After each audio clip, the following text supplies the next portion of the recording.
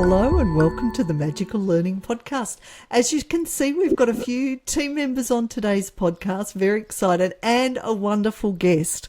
Now, our guest, Aviv, who we'll get to introduce shortly, I'm welcoming back because I managed to record a podcast without hitting record with Aviv. So he's been very, very gracious and it's come back, and we've decided that was worth a team podcast, so we're going to have a great time. Jez says he sends his apologies, everyone. He's not well, but hopefully he'll be back for next week's podcast. So, Al, let's start with you. How's your week been? And welcome back. It's been a while. It has been a while, thanks to Nat.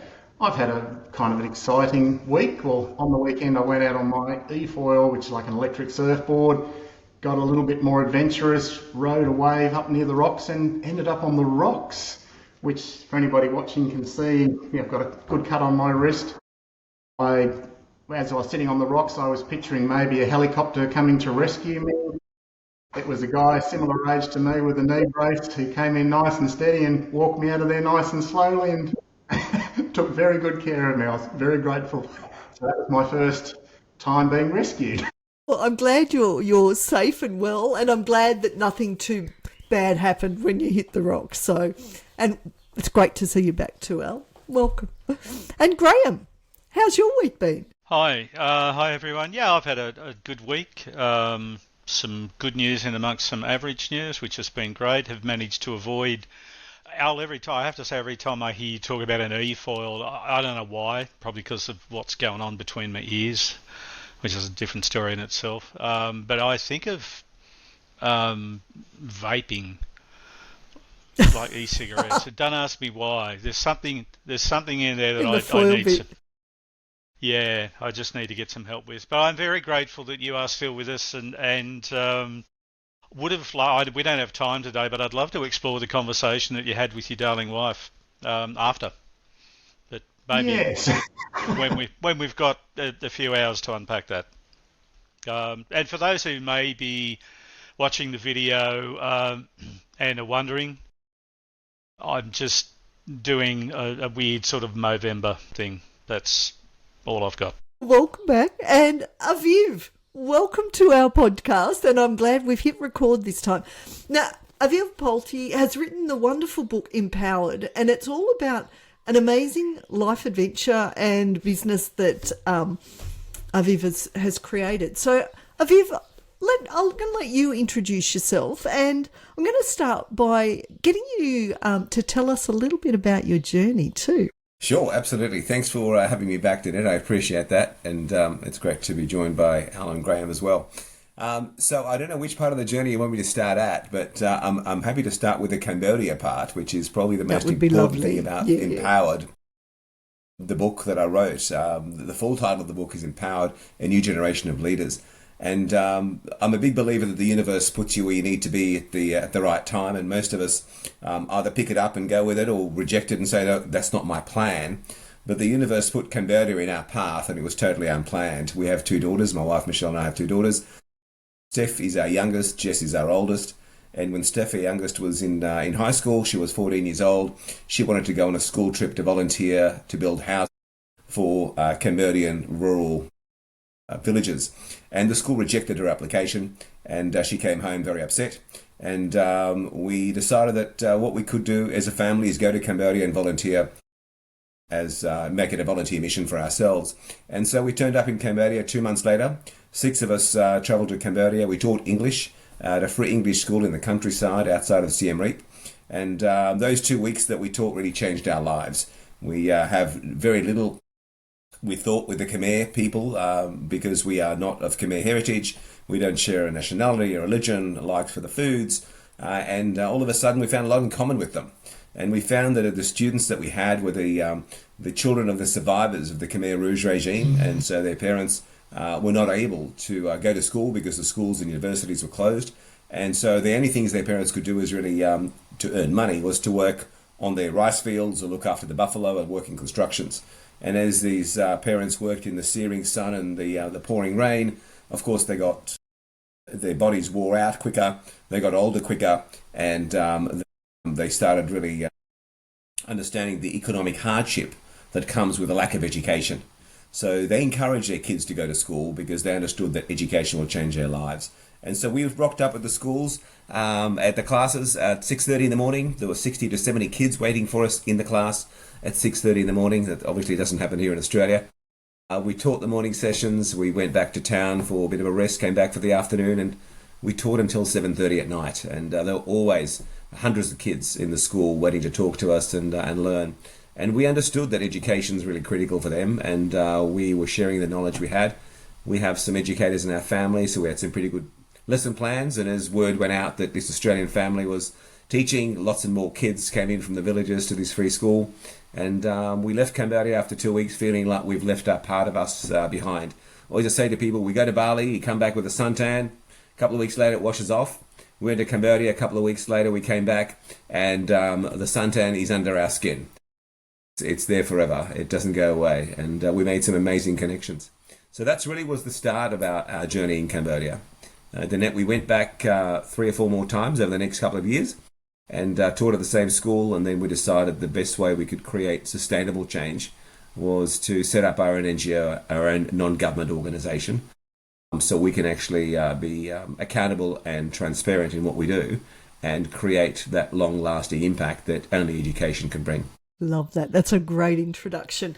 So I'm going to hold the book up again for our viewers because this is an extraordinary book. And I'm really curious. Obviously, the book is inspired by your journey and what happened from before it was even an idea, before your daughter came home from school and was upset about missing out on the school field trip, to the impact that you've been able to create in so many different ways. So, Aviv, I'd love for you to talk a little bit more about the inspiration and also some of the impacts that you've had in relation to the work you've done in Cambodia.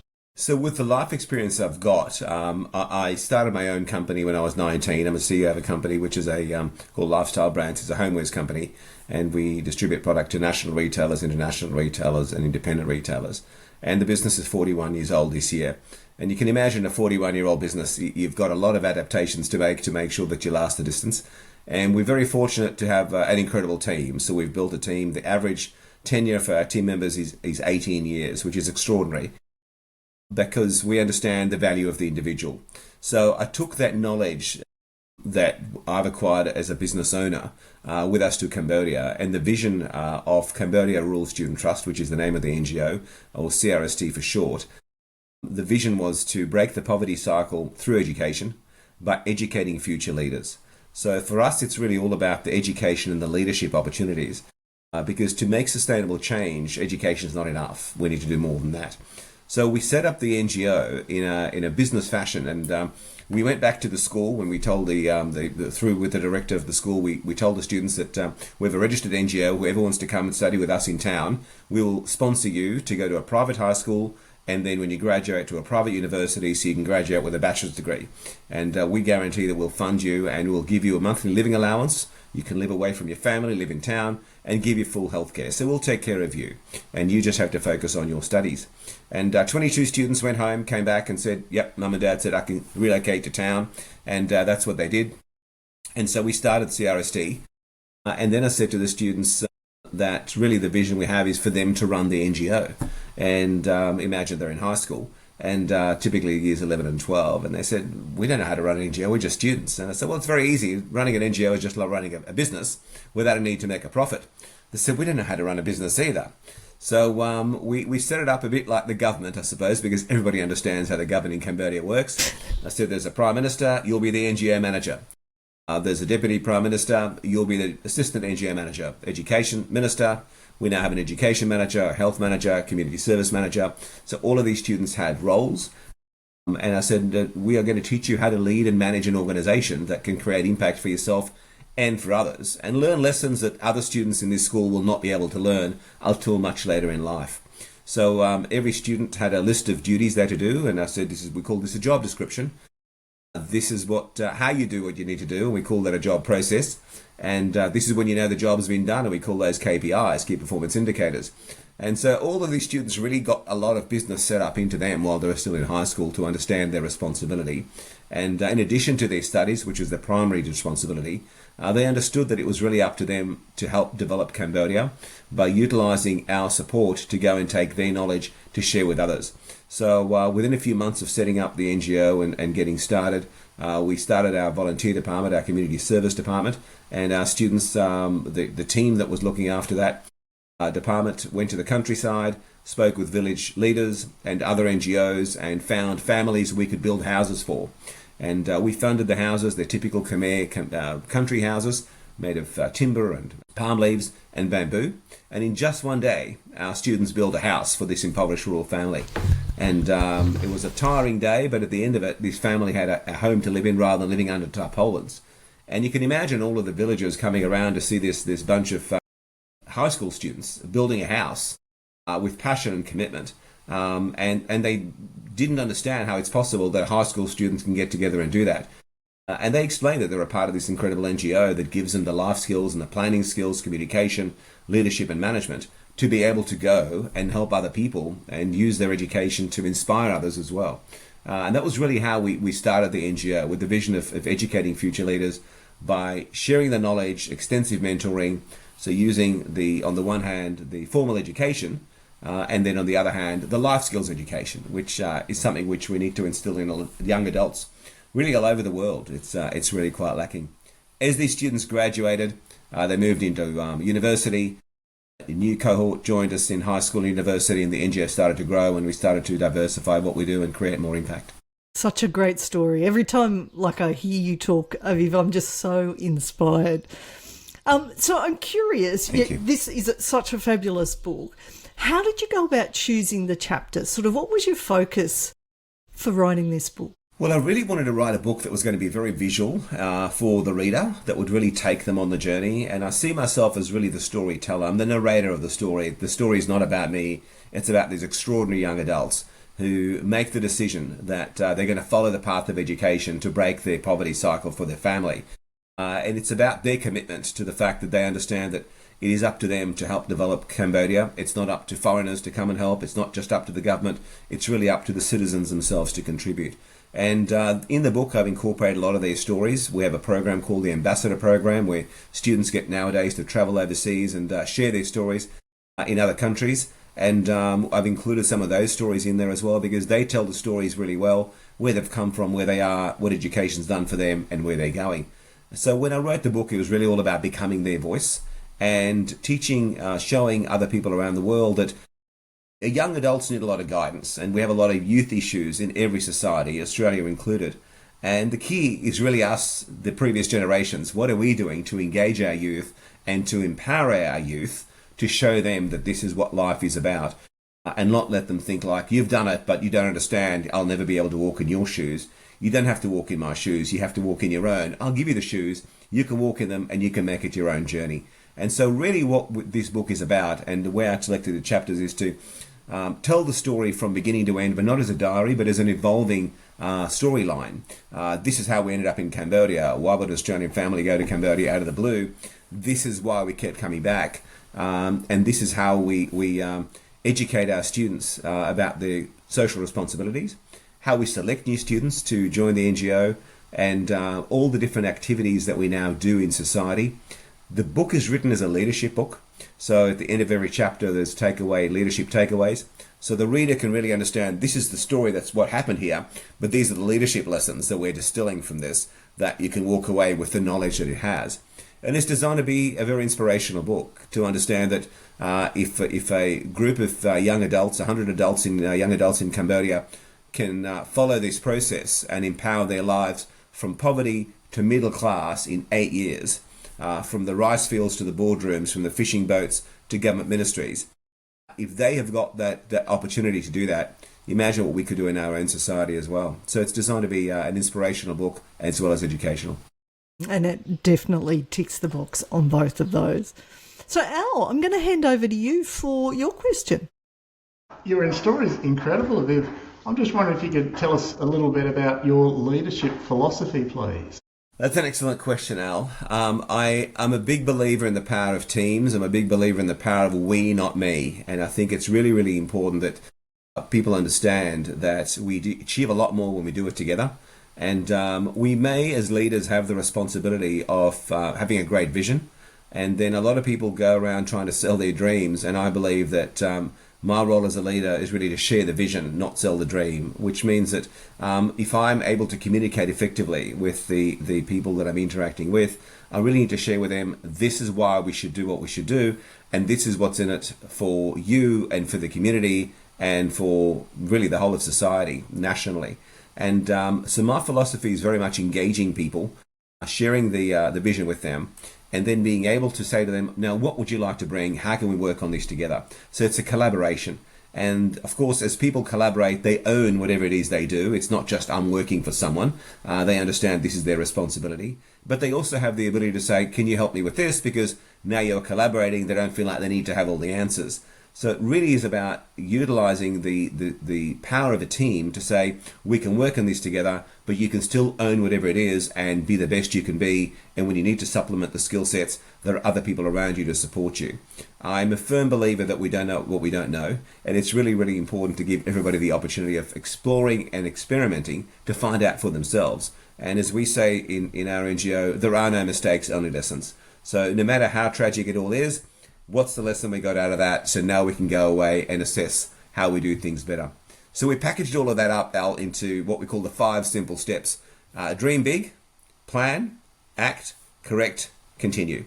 So dream big is really your vision. What's the biggest vision you can achieve? Once you've got that, plan how you're going to get from A to Z, and engage the people you need to. Then take the actions. Once you've got the plan, you've got to figure out how we're going to get there and put the timelines together. And after you've taken the actions, always correct and continue. What did we do well? What can we do better next time? And every activity that we do in the NGO, we always have the correct and continue facet of it, because that's how we sharpen the sword. That's how we keep getting better and better and better. And that's how an NGO that's got 100 high school university students is able to reach over 20,000 beneficiaries, rural student beneficiaries, every year through our social educational enterprises. Because we equip them with that skill set to be able to develop these ideas, implement them, and then grow and learn out of them as well. Thank you so much for that, Aviv. Yeah, I can really see it, and the proof is in the pudding there, where it's working so well, and it's win-win for everybody. Absolutely. Absolutely. Thank you. And Graham, your question is next. My initial question was, where's my unmute button? Viv, I am interested to hear a little more about the model of the 3 pillars and why, in your experience, they're so important. So the 3 pillars that we've set up for CRST, for the Cambodia Rural Student Trust NGO, are education, empowerment, and inspiration. And it really all starts with education. First of all, you need to understand what the knowledge that you need to acquire is. And for us, education is both formal at the high school and at the university that the students attend. And we work very closely with those institutions to make sure the students get the biggest value they can, the highest value they can from their education. Education is the core of everything we do. All of our activities, education is the spine, everything else feeds off the side of that. So education is the most critical thing, because without an educated society, you end up with people not understanding what their responsibilities are, let alone knowing knowledge. So the second part of education for us is the life skills, and teaching young adults that this is what life is all about. This is how you can communicate effectively with people, engage them in where you're going, and be able to create the biggest impact that you can. And that leads to empowerment, because once you've got that education and you start to put things together, you become empowered. Nobody can empower you. People can give you the information through education, but the empowerment is from within. So you become empowered and you say, I can do this. And then you find out at a very young age, as a late teenager, early 20-year-old in our situation, how much you can already do. You can be in high school and go and build a house for someone, or help repair 150 bicycles on a Sunday. And you could be at university and you can run programs for students in the countryside about wash, water, sanitation, hygiene, about their reproductive system, supporting girls to come to school by supporting their when they've got their period, giving them menstruation kits, and really engage with your brothers and sisters. Say, let me help you through this, because I've now got the empowerment to come and assist you. and then becomes the inspiration. These young adults, that when they interact with these other students and the other members of society, they become very inspirational, because you are living in a village and you'd know this student. They might have come from your village or a village down the road, and all of a sudden you say, how did you get to be in front of me teaching me about your life skills? And that's very inspiring. I want to be like you. So the first 22 students had no role models. They had to trust us for education, and the process we follow will change their lives. But nowadays we've got over 50 alumni who are, most of them have graduated with an MBA, living in Phnom Penh and have incredible jobs. And they have shown that they have broken their family's poverty cycle. Now they've become the role models. And so that's really the inspiration, both to the rural students who we interact with, as well as to the rest of the students in the NGOs. So education, empowerment and inspiration. Love it, thank you. I really appreciate the inspiration piece at the back end, particularly the model you have where you're using people who've been through the program as the role models for those thinking about joining or those coming through now. So going back to your comment earlier about it's not about people from other countries coming in and telling you how to do things. It's about you do it and then you share that message with others coming through. Because I think that I'm curious to know, in your experience, the inspiration piece, being able to maintain that over a period of time. Because as you said, you can have the education, but if you haven't got the inspiration, then there's no action, so nothing goes anywhere. That's exactly right, Graham. That's exactly right. Brilliant. It's designed to be a sustainable model. It's designed to we've always envisaged not going to Cambodia to colonize Cambodia, but really to give people a hand up, not a handout. And it's really, really important to us to make sure that we empower the local population to see what's possible. And you can imagine our graduates, obviously they become alumni and they still come back to the NGO. They run a program called the Business Class Program and volunteer in our weekend community activities. So they still maintain that contact with us. But they've also become an inspiration to the rest of their families, often supporting younger siblings, cousins, and nephews and nieces through school, because now they know how important education is. And a lot of our students are the first to graduate from high school in their village, definitely the first to graduate from university, and completely unthought of that somebody would graduate with a master's degree. They become inspirational to their entire community. So that inspiration piece is really what sustainability is all about, that somebody's done it, I can do it too. So the ripple effect is often underrated. You're spot on. Absolutely right. Yeah, thank you. Brilliant. Love it. Thank you. Such great answers. My next question is, what has been the biggest lessons you've learned since you've founded the Cambodian Rural Students Trust, or CRST? Well, there's been lots of lessons, Lynette. You can imagine a journey that so far lasted 13 years, that there'd have to be lots. I think the first thing that we learned is that we are guests in Cambodia. It's not for us to come and tell Cambodian people what to do. We can suggest and we can support, but we've engaged with all levels of government in Cambodia, from the ministry level and then through provincial, district, commune and village levels. And so we always show respect, and we've got a lot of respect in return. We're the first NGO in Cambodia to sign an MOU, Memorandum of Understanding, with the Anti-Corruption Unit of the Cambodian government. When we approached the ACU, the Anti-Corruption Unit, they said, why do you want to sign an MOU with us? And I naively said, don't all the NGOs have an MOU with you? And they said, no, nobody else does. And I said, well, we're happy to be the first, because for us, it's important to teach our students that when you've got a great vision, people should buy into your vision. You don't have to pay them to buy into your vision. They should do that because they understand what you're doing is for the benefit of everybody. So we've learnt the lesson of being able to lead by example, but also to show a lot of respect. And we receive a lot of respect. We're known as the Clean NGO when we've got major events. We've got secretaries of state who attend as government guests. We had the Minister of Education, Youth and Sport visit our campus a couple of months ago. So the government certainly shows us a lot of respect in return, and that's because we've reflected that to them to start with, and we've obviously been able to show them what we're achieving. The second big learning is that there is no one way to go about doing things, and it's best to engage people at local levels to give us what their advice is. We can always navigate to find the best solution, but we don't tell people what to do. We ask them what they suggest we do. That allows people to be a lot more engaged rather than giving direction. So we've learnt that it's best to have the students themselves suggest, this is what else we can do for our society, or this is how else we can become more impactful. So through the sessions that we have, it's always about figuring out how do we get better at what we've done. We always celebrate what we've achieved. When you educate 7,000 students, boys and girls, about gender equality, that's a big number. By the end of this year, we'll have installed water filtration systems at over 20 rural schools and toilets at over 20 rural schools. But we didn't make that. We simply asked the questions, what can we do to assist? And then the project plans came together. So that's the second big lesson we learned. And the third one is the fact that we've got proof of concept and we've got to keep using it. Some of our alumni are just totally incredible. They're all very successful. Some are obviously a lot more high-profile successful than others. We have one of our alumni who's now working with the Ministry of Economy and Finance in Cambodia. He a totally incredible young man. And Sreng was able to finish his MBA at the American University of Phnom Penh. We funded him to study his MBA. He was working with KPMG, ultimately as a senior IT auditor. And then he was poached by the ministry. Nowadays he makes presentations on the ministry's behalf to the IMF and the World Bank. Totally incredible to think that just 11 years ago, he was just a rural kid. That was the end of his education process, and he was working in a restaurant before he applied to join the NGO. We have 2 students who are now working with the United Nations in Cambodia, which is totally incredible. We have other students working for other international and national NGOs in private education institutions in Phnom Penh and private enterprise. We've got a couple of students who are in real estate. One of them is employing over 20 people in his real estate company.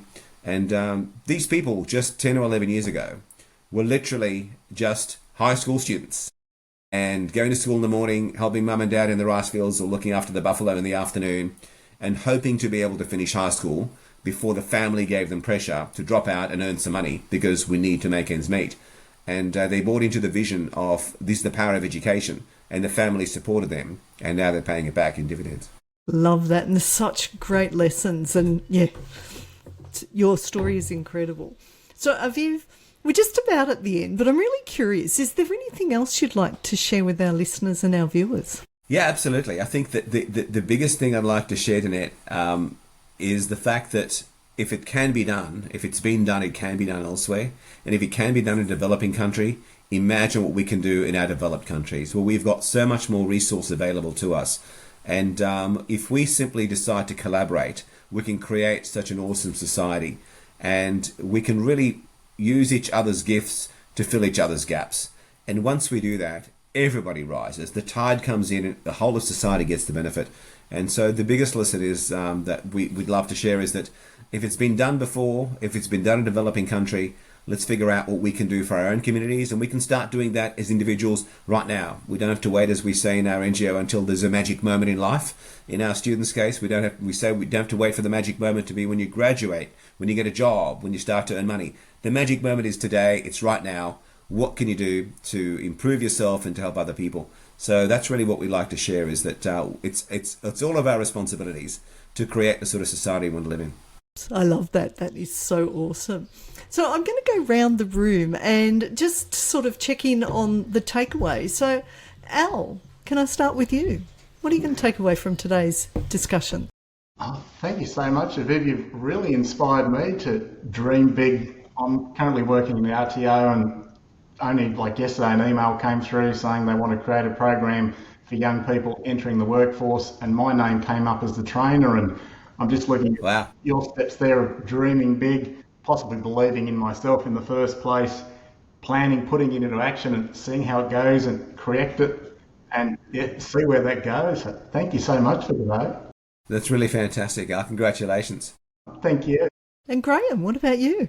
So Aviv, thanks. This has been what a wonderful way to sort of start to wrap up a week.